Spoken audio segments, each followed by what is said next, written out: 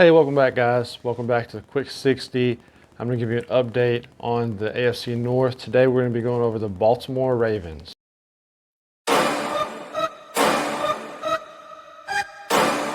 So last year, the Baltimore Ravens went 11-5, and they ended up beating the Titans the first round of the playoffs, and then they lost to the Bills 17-3 in that divisional AFC game last year. So obviously, you lose 17-3 to the Bills in the playoff game.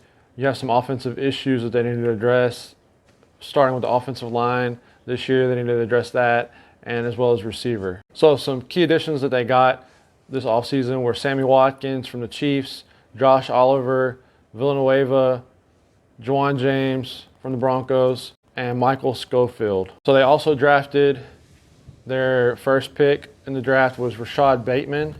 So, you know, they said that he has some separation issues at wide receiver, but he's supposed to be an athletic freak. So, you know, we'll see how good he turns out with Sammy Watkins as well as Marquise Brown. So they lost Mark Ingram, Willie Snead, but he's getting replaced by Sammy Watkins. Orlando Brown, DJ Fluker as well on the offensive line. But I think they're going to shore that up with Villanueva and Juwan James and Michael Schofield. So from 2019's MVP season with Lamar Jackson to this season, he kind of fell off a bit. His completion percentage nearly dropped about 2 points, and his TD to interception ratio was 26-9. So he didn't throw that many, touchdowns, and his ratio grew a little bit as well. I think the offensive line will be better this year than last year. They also have Joe Staley back. He was out most of the season as well, so that'll help them improve. And then also they improved their wide receiver with Sammy Watkins and Rashad Bateman. I think that they're going to upgrade. They also have Mark Andrews at tight end. I think that's Lamar Jackson's favorite target.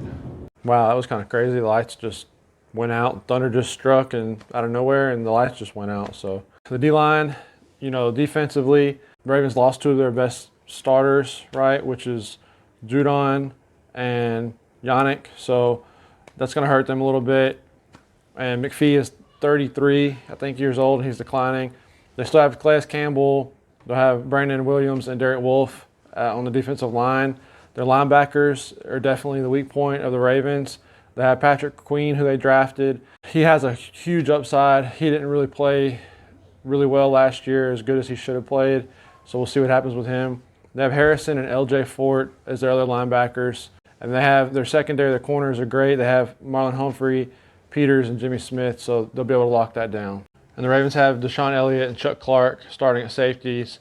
They're not the best, but with Peters and Marlon Humphrey at corner, they'll be able to help out the safety situation a little bit better too. So, depending on that linebacker situation, I expect the Ravens to be somewhere around 10th, 11th place overall in defense, which should be enough to help them make a push for the playoffs this year. So with the offensive line additions, as well as Mark Ingram leaving, it's going to be the J.K. Dobbins and Lamar Jackson show running the football offensively. So, I think that they're going to improve offensively. I think that they'll stay roughly the same defensively.